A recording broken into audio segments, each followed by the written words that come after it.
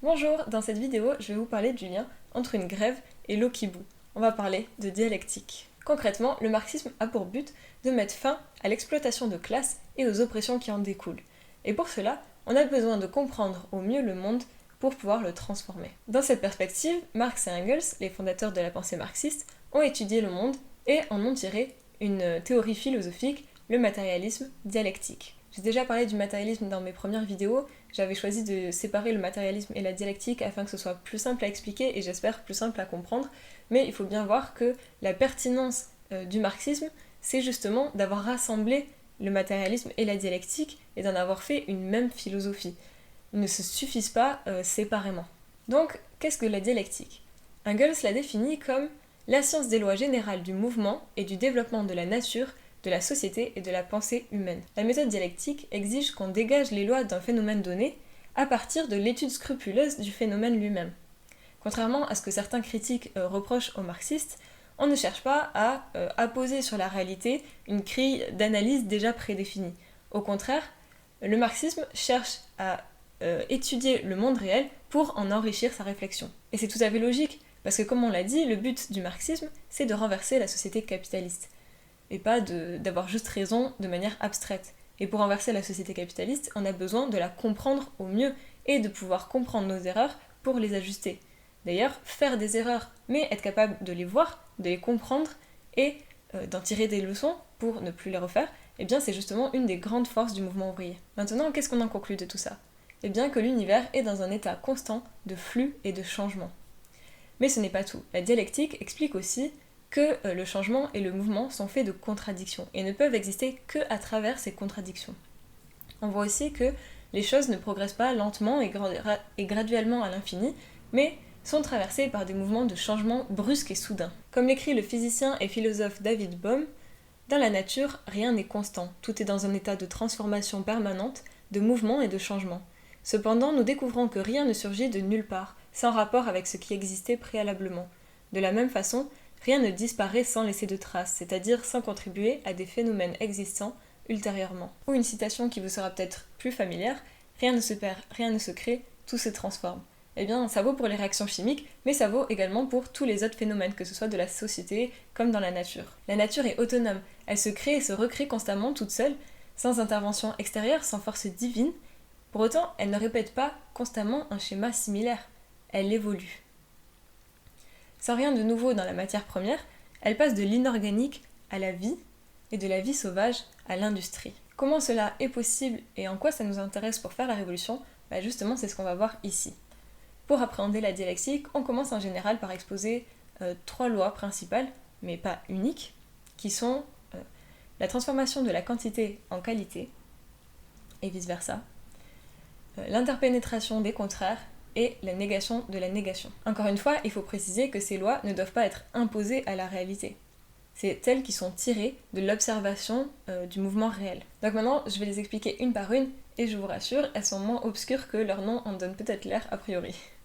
C'est parti.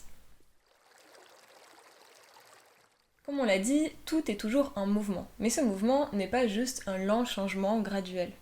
Au contraire, il est bouleversé par des grandes interruptions soudaines, explosives, où tout va changer en profondeur. Un nombre de choses s'entassent, se transforment, sans que rien ne change en apparence, et puis un jour, il y a une chose qui va venir, qui en soi n'a rien de spécial en lui-même, mais qui va venir transformer la nature même de l'objet d'origine.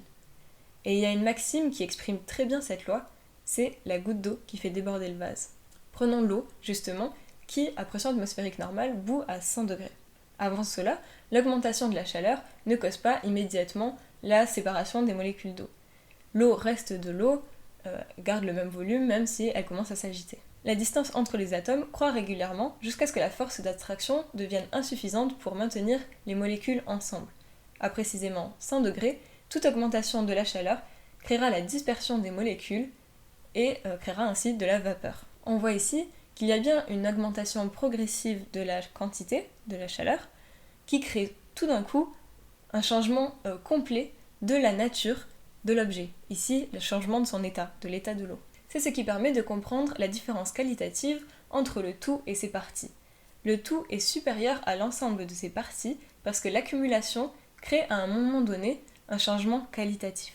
Une molécule d'eau est composée d'un atome d'oxygène auquel 2 atomes d'hydrogène sont attachés. Cependant, si un grand nombre de ces molécules sont combinées, elles obtiennent une qualité que chaque molécule n'a pas indépendamment. Par exemple, la liquidité. On voit que la connexion des choses entre elles crée quelque chose de supérieur. De la même manière, aucune neurone prise isolément n'a de conscience.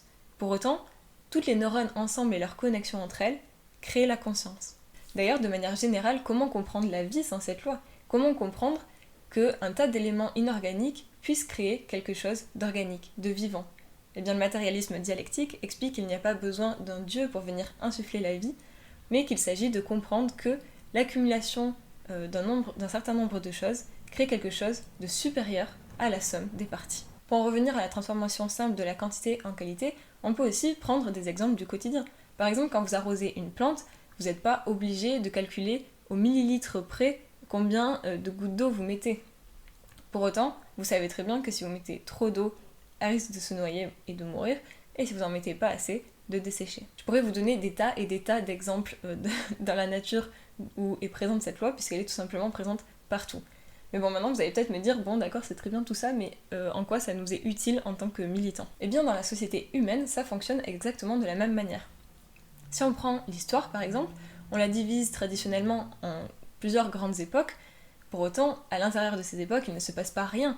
La société continue d'évoluer, de traverser des changements, d'avoir des moments même importants. Pour autant, il y a un moment où le changement est plus profond, plus radical, où il va venir transformer le mode de production et du coup transformer toute l'organisation sociale de la société et donc changer la nature de la société. Par exemple, quand on parle de révolution, il y a toujours des gens qui viennent dire « bah de toute façon ça change rien, regardez la Révolution française, au final on est toujours exploité ». Mais bon, c'est une analyse vraiment superficielle de dire que la Révolution française n'a rien changé. On n'est évidemment pas dans la même société que la société médiévale. En effet, on est toujours dans une société de classe, mais elle n'a pas du tout la même nature. Il y a eu un changement profond dans le mode de production et donc dans l'organisation sociale qui en découle. La Révolution n'a pas marqué un retour au point de départ, mais au contraire un saut qualitatif. Le capitalisme, qui a découlé donc de la Révolution bourgeoise, a apporté un progrès énorme dans les moyens de production.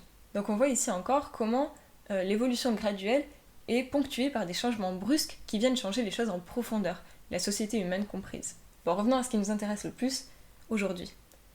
Les luttes sociales sont en apparence formées par de longues périodes de calme plat ponctuées par des grands mouvements soudains ou des révolutions. Pourtant, le capitalisme ne cesse jamais de s'acharner sur la classe ouvrière.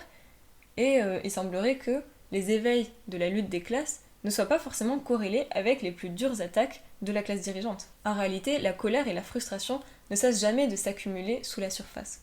Si on prend l'échelle d'une entreprise par exemple, il pourrait y avoir des énormes plans de licenciement sans que rien ne se passe. Les salariés encaissent. Et cette apparente indifférence peut entraîner certains militants à être démoralisés et à se dire que de toute façon, les gens font rien, ne sont pas assez motivés, et voilà, à laisser tomber quoi. Mais en réalité, sous le calme apparent, des centaines de petits incidents, de petites injustices, de petites injures, d'irritations vont commencer à s'accumuler dans la conscience des travailleurs. Et puis un jour, il y a une chose en trop. Ça peut être dérisoire en apparence par rapport à tout ce qu'il y a eu avant, mais c'est la goutte de trop. Alors la grève éclate, les travailleurs s'organisent parce qu'ils n'en peuvent plus, toute la situation peut être transformée en l'espace de 24 heures. Si les militants ne s'y sont pas préparés, s'ils se sont laissés démoraliser par le calme apparent de la période précédente, alors ils ne seront pas prêts et ils seront pris au dépourvu. Eh bien c'est pareil dans l'ensemble de la société. On voit en ce moment que depuis des années, la classe ouvrière se fait incessamment attaquer par les différents gouvernements avec des lois des plus violentes sur le chômage, sur les retraites, sur le service public. Pour autant, ça va être une taxe sur le carburant qui va cristalliser la colère à un moment donné et va apporter un changement dans la nature de la contestation en allant chercher les éléments les plus variés de la population chez des personnes qui ne s'étaient jamais alors mobilisées jusque-là. Eh bien, c'est exactement comme ça que fonctionnent les révolutions. L'accumulation graduelle de colère et d'indignation mène à un moment donné à une explosion de la lutte des classes. C'est alors que les éléments militants doivent être prêts à emmener cette révolte à une prise de pouvoir de la classe ouvrière, des travailleurs. Dans le cas contraire, s'il manque certains éléments cruciaux à la victoire, alors la rivière finit par retourner dans son lit et enrichie de son expérience, mais aussi souvent démoralisée par cette défaite, le calme apparent revient jusqu'à la prochaine explosion. Bien sûr, on ne peut pas prévoir exactement quand ces explosions se déclencheront. En revanche, on peut être attentif à la montée graduelle de l'indignation.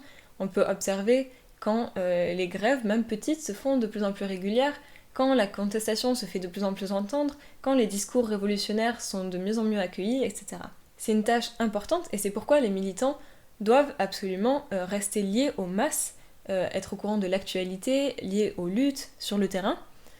Il s'agit de prendre la température et d'être capable, en conséquence, de donner des mots d'ordre qui font écho à l'état de la contestation. Par exemple, on ne va pas appeler à la grève à tout bout de champ dans une période de calme plat et d'amélioration des conditions de vie. Dans ces moments-là, il vaut peut-être mieux se concentrer sur approfondir la formation théorique et aller chercher des éléments de qualité chez des militants pour être prêt au moment venu quand la vague se déclenchera et pas se retrouver derrière. Pour revenir sur le cas des Gilets jaunes, on a vu nombre de mouvements et de partis dépassés par la radicalité des Gilets jaunes, incapables d'apporter des revendications, incapables de pousser les masses à aller plus loin, mais au contraire à se retrouver à suivre le mouvement inorganisé des masses. C'est notamment le cas des réformistes, qui ne jurent justement que par l'évolution graduelle des choses, par l'évolution par petits pas, mais qui du coup se retrouvent complètement incapables de faire face à des mouvements massifs et soudains des masses, et plus encore, il se trouve qu'ils en ont peur en plus de ce pouvoir-là, mais bon, ça c'est un autre sujet. On va maintenant passer à la deuxième loi, l'interpénétration des contraires. Dans la logique formelle, donc l'inverse de la dialectique, une chose est toujours égale à elle-même. Il ne peut pas y avoir de contradiction.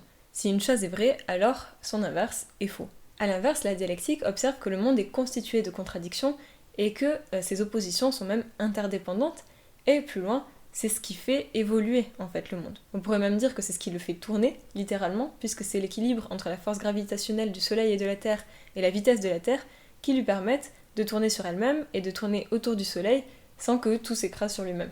Engels l'explique très bien de cette manière. Il dit que tout mouvement consiste en l'action réciproque de l'attraction et de la répulsion. Mais il n'est possible que si chaque attraction particulière est compensée ailleurs par une répulsion équivalente.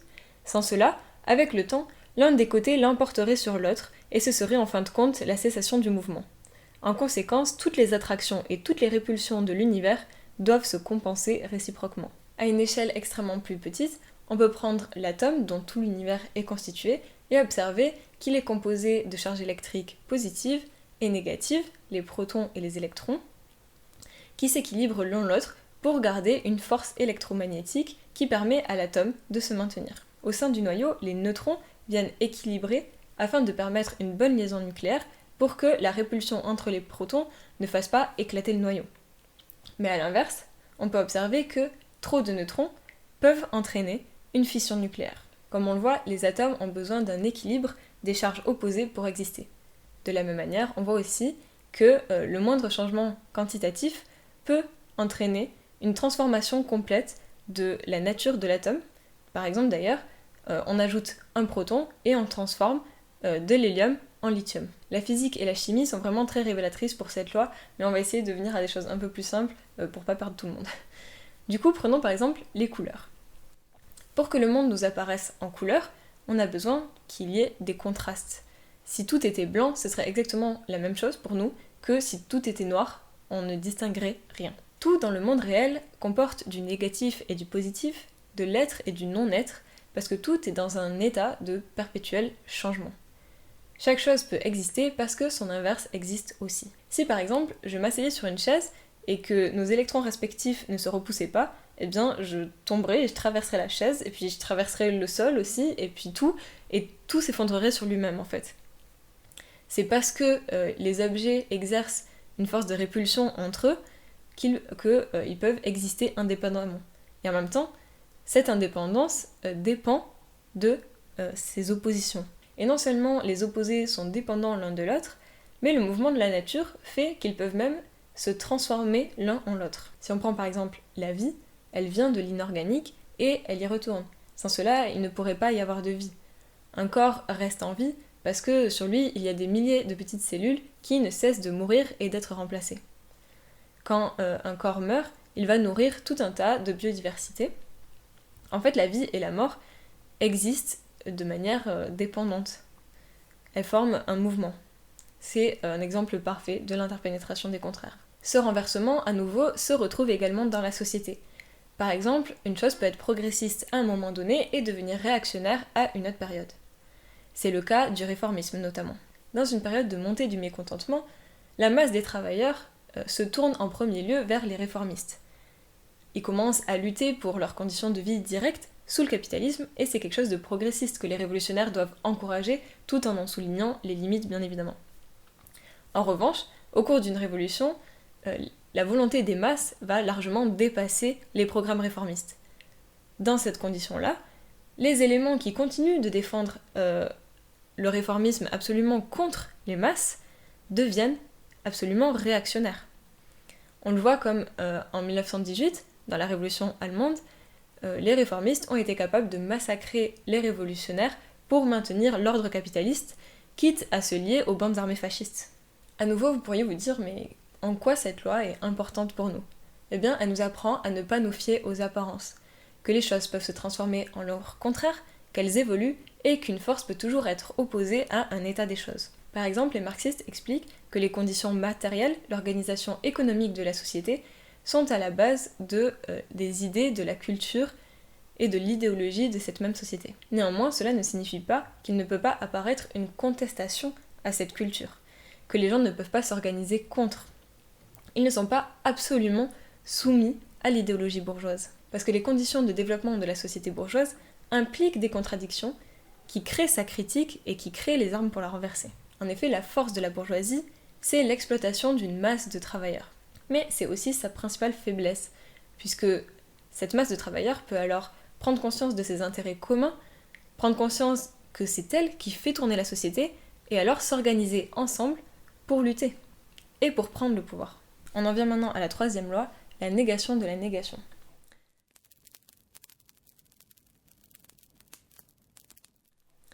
Cette troisième loi, bien sûr, elle est traversée par les deux premières. Elle représente le cycle de la nature, son mouvement. En fait, les choses se créent de ce qui existe et se transforment. Comme on l'a vu, des opposés se confrontent sans cesse. Et cette opposition, elle peut entraîner l'anéantissement d'une des parties, mais bien souvent, elle amène à quelque chose de supérieur. En apparence, le cycle de la nature pourrait ressembler à une simple répétition tout le temps. Mais ce n'est pas le cas. Par exemple, quand deux individus font un enfant, cet enfant, c'est pas juste moitié-moitié des individus auparavant. Il crée sa propre conscience, sa propre individualité, il va se forger de sa propre expérience. De même, une graine, pour évoluer, doit germer, se transformer en plante, et pas en énorme graine. Pour passer à un stade supérieur de son évolution, elle doit nier son état de graine. Et ça continue ainsi. La fleur nie le bourgeon et sera niée par le fruit qui créera une nouvelle graine, mais pas une graine identique à la première. Non, une nouvelle graine qui sera enrichie de son propre environnement. Et d'ailleurs, c'est ce qui permet la sélection génétique. Si la nature ne faisait que se répéter, eh bien, il ne pourrait pas y avoir d'évolution. Encore une fois, ici, la pensée et la société suivent cette loi de la négation de la négation. Si on prend par exemple l'histoire de la philosophie et des sciences, on va observer que ça fonctionne un peu comme ça, par les contradictions. C'est-à-dire que à un moment donné, l'observation du monde va faire émerger une théorie qui correspond apparemment à la réalité, elle va être adoptée, et au bout d'un moment, eh bien, elle va montrer des défaillances, elle ne permet pas de tout expliquer. Ainsi, une nouvelle théorie va venir s'opposer à la première, qui explique mieux les événements observés, et petit à petit, ça recommence. Et alors, une troisième théorie va pouvoir émerger en reprenant les éléments de la première, mais pas à l'identique, enrichi de la première contradiction. C'est exactement le fait de la dialectique. Cette idée que tout est en changement, se transforme par des contradictions, etc., c'est une idée qui existe depuis l'Antiquité. Au XIXe siècle, cette théorie a été poussée très haut par Hegel, mais Hegel maîtrisait la dialectique sur des bases idéalistes. Ainsi, quand les matérialistes sont venus s'opposer aux idéalistes, ils ont abandonné avec la dialectique.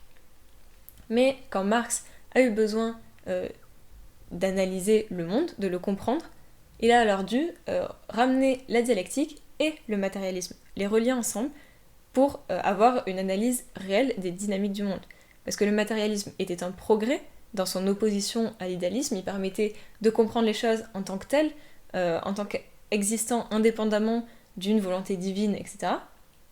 Mais en abandonnant la dialectique, il ne permettait pas de comprendre les choses dans leur connexion entre elles, dans leur complexité.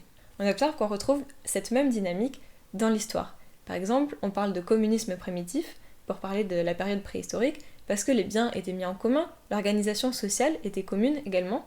Pour autant, on n'aurait pas pu passer de ce stade de la vie humaine au communisme réel sans passer par les sociétés de classe qui ont permis de développer la technique, les sciences, l'industrie, etc. Ce sont les sociétés de classe qui ont permis de faire progresser les moyens de production jusqu'à un stade qui permette l'abondance. En revanche, maintenant que nos capacités productives sont si élevées, l'organisation sociale est incapable d'en tirer réellement profit pour en faire bénéficier l'ensemble de la société. Effectivement, la majorité de notre production est gâchée sur l'autel du profit. On construit des maisons vides aux mains des spéculateurs alors que des tas de gens vivent à la rue. On gâche des produits et de la nourriture en masse parce que c'est pas assez rentable. Et c'est sans parler de ce qu'on ne produit pas du tout, que ce soit dans les recherches scientifiques, technologiques, dans l'art, toutes ces avancées qui sont limitées par la recherche de profit et la rentabilité. Le mode de production communiste, donc la planification socialiste de l'économie, remet en commun les biens et l'organisation sociale. Et il permet de libérer ces capacités productives et surtout de les mettre sous le contrôle démocratique de la population. Comme on le voit, on retourne en partie à une organisation sociale qui a déjà existé, mais largement enrichie par l'apport des sociétés de classe qui se sont opposées entre-temps. Avec l'avènement du communisme, on entrerait dans une phase supérieure de l'histoire de l'humanité. C'est possible que, exposées comme ça, ces lois elles vous paraissent un peu instinctives et que vous voyez pas vraiment l'intérêt d'en faire grand cas, mais en réalité, c'est pas du tout comme ça que pense l'idéologie dominante. Au contraire, elle est dominée par la logique formelle. Donc une chose est égale à elle-même, sinon il y a erreur, il ne peut y avoir de contradiction, on se concentre sur l'analyse des choses prises isolément, sur leur constance. Le but est de fixer des règles immuables, catégoriques pour comprendre le monde, sauf que le monde étant en constant changement, en fluctuation, eh bien c'est inefficace pour le comprendre sur la durée ou en profondeur. La logique formelle, elle n'est pas inutile au quotidien, c'est ce qui vous permet de vous réveiller le matin en sachant que votre bureau il sera toujours là sans vous inquiéter des petites transformations qu'il y a eu pendant la nuit. C'est aussi ce qui vous permet de reconnaître vos amis sans vous inquiéter que peut-être qu'ils sont une nouvelle personne à chaque seconde. Donc voilà, c'est une logique rassurante, mais qui ne permet pas de comprendre la complexité de la réalité. Attention, à l'inverse, la dialectique n'est pas du tout un relativisme à l'extrême qui explique qu'on ne peut pas connaître les choses, qu'elles n'existent pas en soi, que toute expérience est subjective, etc. Pas du tout, au contraire. Mais la dialectique cherche à comprendre les choses dans leur dynamique. Comme on l'a dit, il y a des ruptures marquées, les choses peuvent se distinguer les unes des autres. En revanche, elles peuvent changer, y compris se changer en leurs opposés. Néanmoins, il est possible de comprendre le monde pour appréhender son mouvement et ainsi le transformer. Le relativisme mène à l'apathie. A l'inverse, le matérialisme dialectique est une philosophie de l'action. Je ne le répéterai jamais assez, il s'agit de comprendre le monde pour pouvoir le transformer. Les humains font partie du mouvement du monde, et en comprenant les lois qui font son mouvement, ils peuvent alors le transformer consciemment. Cette philosophie, le matérialisme dialectique, est vraiment une arme dans l'intérêt du prolétariat. La bourgeoisie, à l'inverse, adopte complètement la logique formelle pour comprendre le monde. Elle va analyser les événements de manière isolée, de manière superficielle, elle ne va jamais chercher l'origine des choses et c'est complètement dans son intérêt. Par exemple, en histoire, c'est vraiment frappant. Si on prend la manière dont on nous fait étudier la Première Guerre mondiale, eh bien, on va expliquer que ça a été déclenché par le meurtre des héritiers du trône austro-hongrois. Et en général, eh bien, on va pas plus loin. On dit presque pas un mot sur les conflits d'intérêts entre les différents impérialistes. On expose bêtement le catalyseur sans expliquer les origines réelles. Et pour qualifier les choses, c'est pareil. Par exemple, on va dire le régime hitlérien et le régime stalinien n'étaient pas démocratiques, alors hop, même étiquette, régime totalitaire. Alors que pourtant, ce sont deux régimes de nature extrêmement différente. L'un est du fascisme et défend le capitalisme contre la classe ouvrière, l'autre est une forme de bonapartisme et défend l'économie planifiée bien que dans l'intérêt des bureaucrates. Mais sans aucun problème, on a tout un chapitre d'histoire qui va mettre en parallèle, regardez, les deux font de la propagande, les deux ont un culte du chef, les deux ont des jeunesses partisanes. Du coup, c'est la même chose, et voilà. Sauf que c'est pas du tout scientifique, ça permet pas du tout de comprendre quelles sont la nature de ces régimes, pourquoi ils existent, comment, etc. Mais de toute façon, c'est pas du tout dans son intérêt. En fait, ici, on voit que la bourgeoisie adopte la logique formelle pour cacher les dynamiques de classe qui sont à l'origine de ces événements. Mais aussi et surtout, la logique formelle permet de justifier le système. En ne mettant pas en avant son apparition, ses origines, il paraît immuable, éternel et nécessaire. Les choses ne changeront pas, le capitalisme est une fatalité qu'il faut accepter, tout n'est qu'un éternel recommencement, c'est la nature humaine, etc., etc. Donc, renoncer et accepter les choses telles qu'elles sont, bien pratique pour la bourgeoisie. Au contraire, les marxistes remontent toujours à l'origine des choses pour bien les comprendre. Tout a un début et tout a aussi une fin, puisque tout est constamment en train de changer, y compris et en premier lieu la société humaine. En réalité, le capitalisme n'est pas une fatalité, il est juste une période de l'histoire, et loin d'être la plus longue. Et on doit et on peut lutter pour marquer son point final. Dans la lutte, la compréhension dialectique des choses est primordiale pour ne pas être emporté par le pessimisme et le désespoir ambiant de certaines époques. Il n'a pas lieu d'être démoralisé.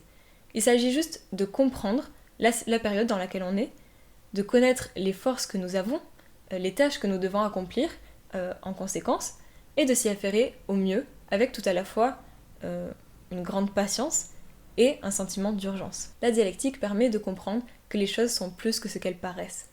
Le calme plat couvre la colère courageuse des masses. Ainsi, nous savons que la révolution arrivera, indépendamment de nous.